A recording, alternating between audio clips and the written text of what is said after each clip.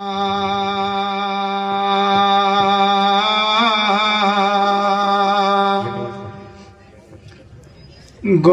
गोविंद दोनों खड़े, गौर गोविंद दोनों खड़े, किसके लागू आए। मतलब बलिहारी गुरु आपकी, मुझ गोविंद दिया बताए, मुझ गोविंद दिया बताए।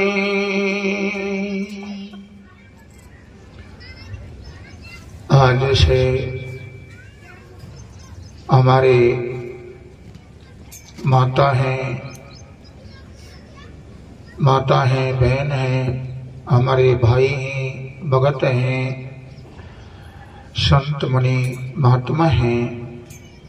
मैं सबको बार बार नमन करके और सबको मेरा राम राम है। ये सत्संग कब होता है, कब मिलता है? सत्संग कब होता है, कब मिलता है? जब परमात्मा की विशेष कृपा होती है, असीम कृपा होती है। जब परमात्मा का सत्संग मनुष्य प्राणी को मिलता है। जब तक कि परमात्मा की असीम कृपा नहीं है तो उसी को सत्संग मिल नहीं पाता है। सत्संग उसको मिलता है जिसके ऊपर राम की कृपा है। वहीं सत्संग होता है। अब जहाँ सत्संग होता है वो जगह धन धन हो जाती है, जगह पवित्र हो जाती है। वो जगह पवित्र हो जाती है, जगह धन धन हो जाती है, जगह गद गद हो जाती है। अब पवित्र कैसे होती है? जैसे आकाश में से जब वर्षा होती है पानी की धरती पर, तो वे पानी की वर्षा होती है धरती पर 1 घंटा, 2 घंटे, 3 घंटा, 4 घंटे। जब बरसात हो जाती है तो वे जगह डूबी जाती है। वे जगह डूब जाती है, वे जगह में से गंदगी हट जाती है, गंदगी पकड़ जाती है और वे जगह शुद्ध हो जाती है और गदगद हो जाती है। ऐसे जब सत्संग होता है, जब सत्संग होता है तो आज ये जगह कितनी धन धन हो रही है। हमारे मानपुरा गांव है, मानपुरा गांव धानी है। आज इसके अंदर कितनी विशेष कृपा हुई है परमात्मा की, गुरुदेव की। जो आज जिनने सत्संग किया है, करा रहे हैं, वे मनुष्य धन धन हो रहा है कि सत्संग बड़े संसार में कोई बड़भागी ने पाया। कोई बड़भागी होता है, वही सत्संग में आता है, वही सत्संग को पा लेता है और वही अपना जीवन का कल्याण कर जाता है। जैसे कि एक दास्तान दे रहा हूं, जैसे कि एक संत भगवान और वे संत कितनी दयालु था, कितनी शील भाव का था, उड़ा की दया का सागर था वही संत भगवान। तो वही संत का काम क्या है? सोते आदमी को जगाना, सोते आदमी को जगाना। तो उसका काम है कि कोई घर घर में परमात्मा की चर्चा करता, क्या कहता? जागो भाई जागो, अरे मुसाफिर जागो, अरे सोते सोता दिन बहुत बीत गया और तो जागो, घना दिन सो लिया। सोते सोते आती जिंदगी चली और तो जागो भाई जागो, खां जागो, राम का नाम में जागो। ऐसे भी सबको, सबके लिए जगाने की कोशिश कर रहा। थोड़े ध्यान देने की बात है। ये भजन है, गाना बाजना है, ये तो रजाने के लिए है। इसका नाम ही सत्संग है। उड़ा के जैसे बात माने क्या है, और उसी नगरी के अंदर एक सेठ था। वह सेठ के द्वार पे क्यों नहीं पहुंच जाता है? वे संत भगवान जी ज्ञान देने के लिए, ज्ञान पिलाने के लिए उड़ा के जैसे उठा के सेठ द्वार पे मिल जाता है। और सेठ ने बोली कि संत भगवान थोड़े द्वार पे आ जाओ, और थोड़ी द्वार पे बैठ करके थोड़े आधी घंटा या 1 घंटा थोड़े भगवान का गुणगान गाया। इतनी बात को सेठ ने कही। कोई संत भगवान से तो कोई संत भगवान अंदर चले जाता है और बैठ जाता, उसको बैठा दिया। बैठा के संत को नमन किया, नमन करके और उसको जैसे बात माने क्या है, पानी पिलाया। और आपके संत भगवान की बेटा, ये पानी तो आपको पीने को मिल जाता है, पर आत्मा के लिए, आत्मा को जैसे बात माने की आत्मा ज्ञान के बिना प्यासी की प्यासी है। आत्मा को चाहिए ज्ञान। जब तक के ज्ञान के बिना हमारी आत्मा प्यासी की प्यासी है, और भजन के बिना हमारी आत्मा निराश है, तो बेटा आत्मा के लिए थोड़ी ज्ञान सुनना पड़ेगा। आखिर में माँ 1 घंटा आधी घंटा वो संत भगवान ने सत्संग उसके द्वार पे किया। धीरे धीरे वो संत को, धीरे वो सेठ को ज्ञान हो जाता है। और इस संत के चरण में पढ़ के क्या कहते हैं, महाराज जी अब मेरे को नित्य सत्संग सुनाना पड़ेगा। तो उड़ा के क्या कहते हैं संत भगवान के बेटा, सत्संग वही शक्ति है जो सारी बीमारी को मिट देता है। जिस सत्संग को पा लेता है तो बीमारी मिटी जाती है। इतनी बात को संत भगवान ने की। तो आतो जी के रोज के क्या है, वो सेठ जी 1 घंटा के लिए, 2 घंटे के लिए अपने 1000 काम छोड़ के, लाख काम छोड़ के और इस संत के द्वार पे जावल लगिया। और जाकर के नित्य 1 घंटा के सत्संग को सुनता, और सत्संग सुन करके अपने घर को आ जाता। ऐसे सत्संग सुनते सुनते उसको 6 महीना बीत गया। सेठ ने वही संत भगवान से की कि हे संत भगवान, आप ये कहता हो कि सत्संग में आओ, सत्संग में बैठो, सत्संग को सुनो, और इस सत्संग से हमारा बीमारी मिट जाती है, बीमारी कट जाती है। अरे संत भगवान, मेरे को तो कोई बीमारी कटी नहीं दिखी। आप कहते हैं कि सत्संग में जाने से, बैठने से, सत्संग को सुनने से बड़ा फायदा मिलता है और हमारे अंदर बीमारी मिट जाती है। महाराज जी, हमारे अंदर तक कोई बीमारी नहीं मिलती, क्या फायदा मिला? फिर संत दयालु था, वही संत भगवान ने की सेठ और थोड़ा बैठ जाओ। आखिर में कहने की बात हुई, संत ने सेठ को बैठा लिया और बैठा करके संत भगवान ने की सेठ, ये सामने बर्तन धरा हुआ है, ये सामने बर्तन है, और इस बर्तन में जाके देखना इसमें अंदर क्या है, इसमें अंदर क्या भरा हुआ है, इसको देख के मेरे पास में लिया। तो सेठ ने भी संत का कहवा से बैठा होकर के और उस बर्तन धरा हुआ, हाँ, उस बर्तन के पास में चले जाता है और जाकर के उस बर्तन को देखा और देख के क्या खड़ा है सेठ जी, वो संत भगवान को ही, संत भगवान इस बर्तन में तो कोला भरा है, कोला। कि क्या भरा है? कि इसमें कोला भरा हुआ है। कि बेटा कोला भरा हुआ है नहीं, तो ये कोला को इस बर्तन में से खाली कर दे, कोला को हटा दे इस बर्तन में से, और हटा के बर्तन को मेरे पास में लिया।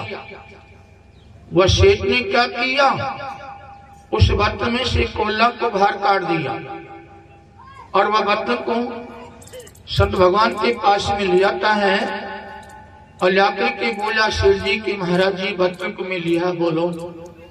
तो क्या कहता है संत भगवान कि बेटा इस बर्तन में अंदर देख, इसमें अंदर देख, इसमें मैलापना कितना हो रहा, क्या हो रहा है।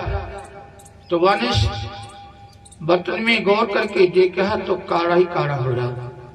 क्या कहता है सेठ महाराज जी, ये बर्तन तो अंदर से इसमें काढ़ापना छाया हुआ है, काढ़ापना छाया हुआ इसमें, और इसमें इतनी मैला हो रहा है और इसके अंदर कालापन की विधवा आ रही है महाराज जी। अब बोलो क्या करूं।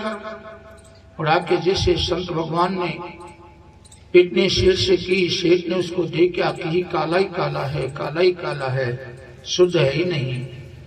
और आपके संत भगवान क्या कहता है, शेर मेरा कहना से इस बर्तन को लेके और मैं खूंजा चले जाना, मैं खूंजा चले जाऊं।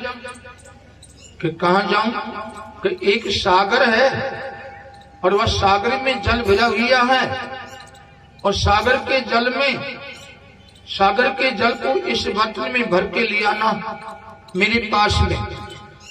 तो वह शेख ने, वह संत ने की ऐसा ही किया और वे बर्तन को लेकर के और वह शेख चल दिया कहा, उस सागर में पानी भरा हुआ है, वहां सागर में जब पानी भरा हुआ है वहां जाके शेख पहुंच जाता है और वह सागर के जल में अपने बर्तन को डुबेता है और जल से भरी लेता है और जल से भर के बर्तन को और शेख जी कोई संत के पास में ले आया।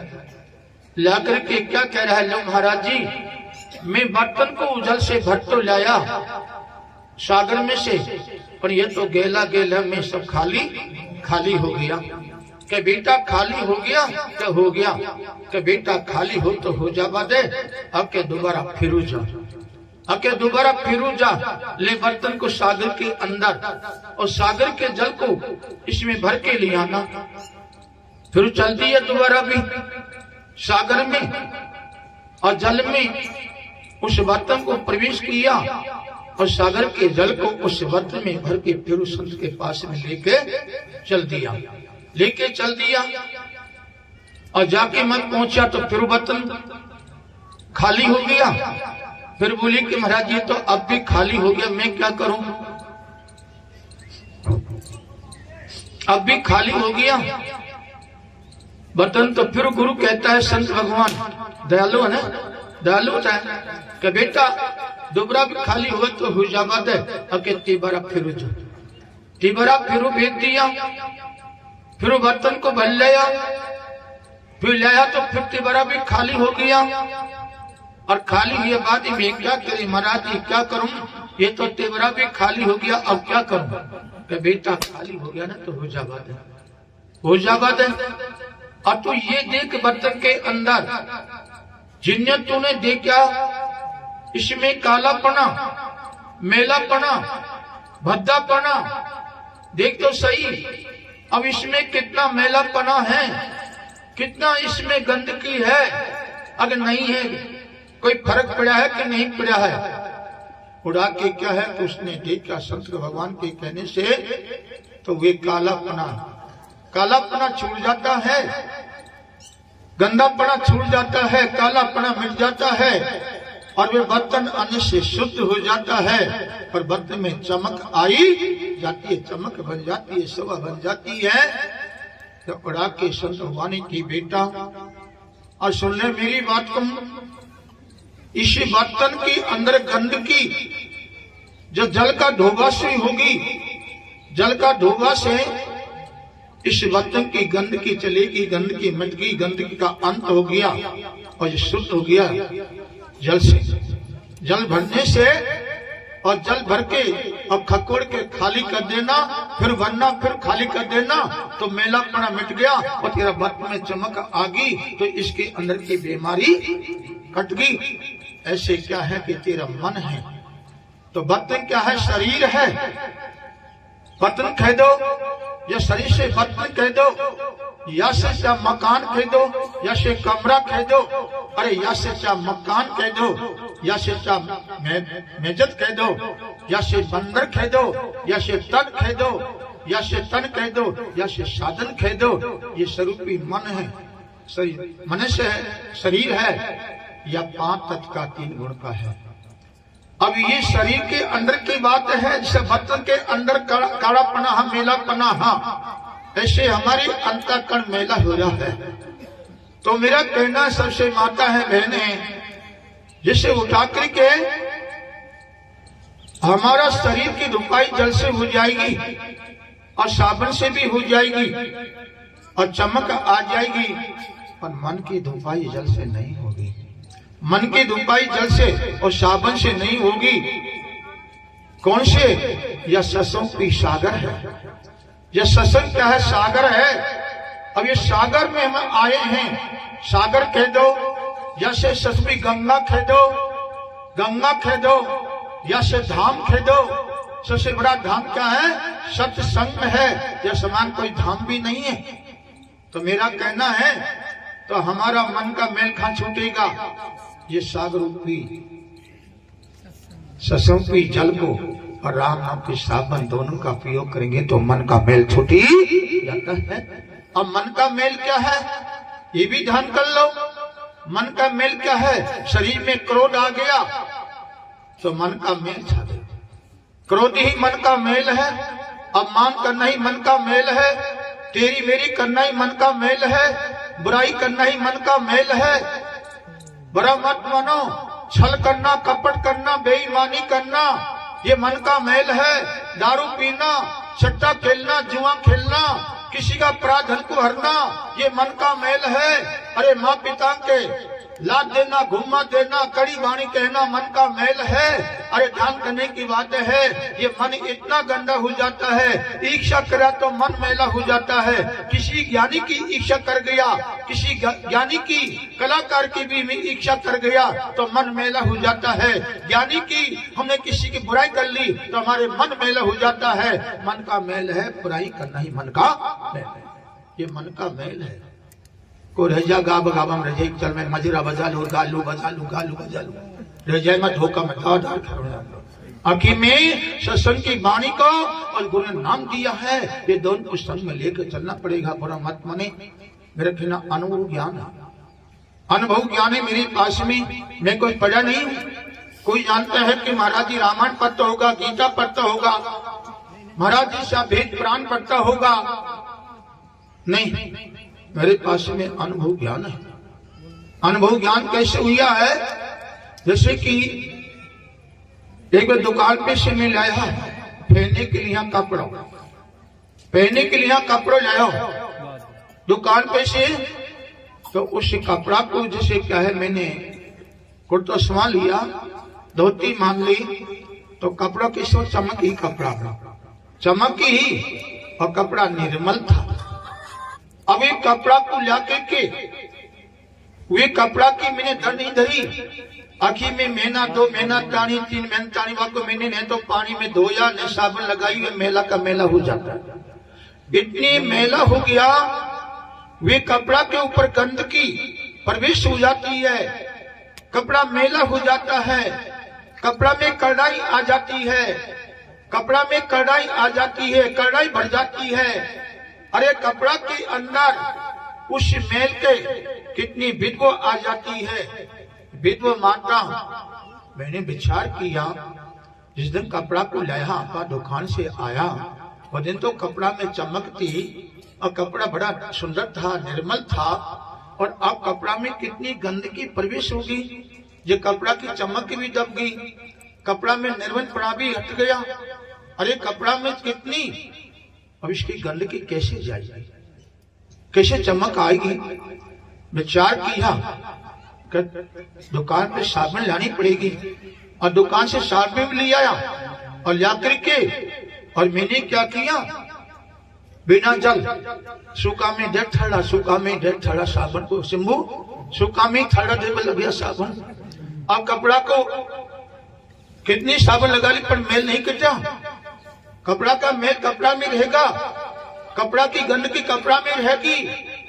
कपड़ा जिससे वक्त में चमक नहीं आई, आखिर में फिर विचार किया कि कपड़ा साबुन के साथ में जल लेना पड़ेगा, जल लेना पड़ेगा।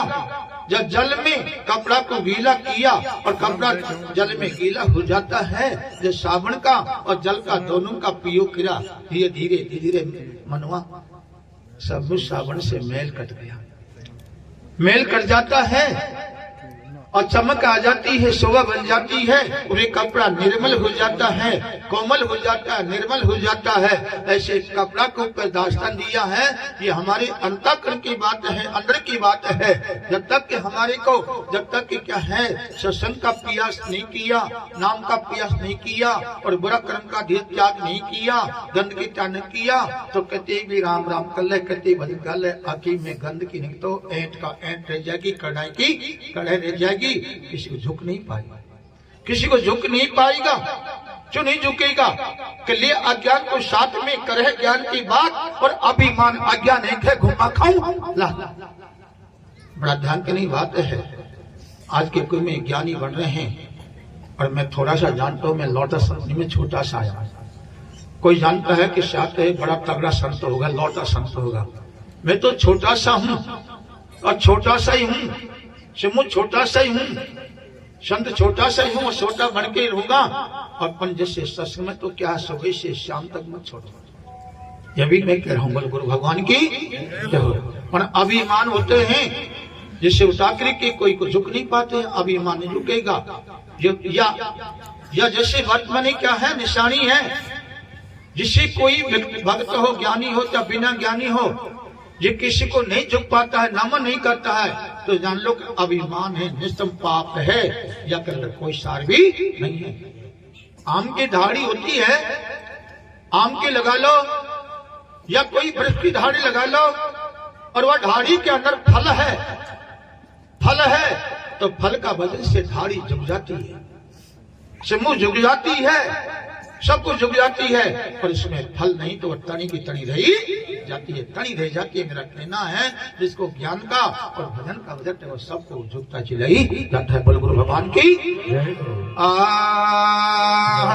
आज के युग में बहुत ही इतना ज्ञानी बन रही, और वहां जाके तो माँ बाप के लोग माँ तेरी मेरी, कोई तेरी मेरे करे, कोई जलन करे, वह है वह कहीं जाने, मैं जानू जो कहीं जाने, वह फला ठीक है, और मजीरा बजा बजा के तान में होगो, मस्त होगो, नशा हरे मजीर बजाओ को नशा हरे के। नशा बहुत प्रकार का होते हैं। नशा जैसे नौकरी का नशा आ जाता है, नौकरी का नशा आ जाता है। अरे जैसे अच्छा मकान बना तो नशा वाको भी आ जाता है, और थोड़ी खंगी व्यापार में लाभ मिलकर नशा वाको भी आ जाता है, और शरीर में ताकत आ जाती है तो नशा को भी आ जाता है। और किसी को ज्ञान का नशा आ जाता है, किसी को ढोलक बजावा को नशा आ जाता है, किसी को हरमोनिया पेटी बजाना को नशा आ जाता है, किसी को मजीरा बजाने को नशा आ जाता है, किसी को भजन गाने का नशा आ जाता है। और ये नशा पाप का है मेरे भाइयों, नशा काई का है, भक्ति का नशा, प्रेम का नशा, भक्ति का नशा सबसे बड़ा नशा होता है। बोलो गुरु भगवान की जय हो।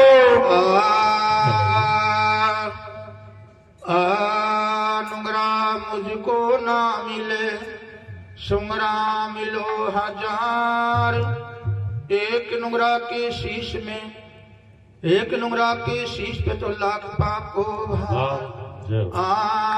तो सत्संग भी गंगा है, ये गंगा है, या गंगा में कोई आ जाए तो मन का मैल धुल जाता है। अरे सती संगी गंग में नहा ले, तेरा मन का मैल छुड़ा।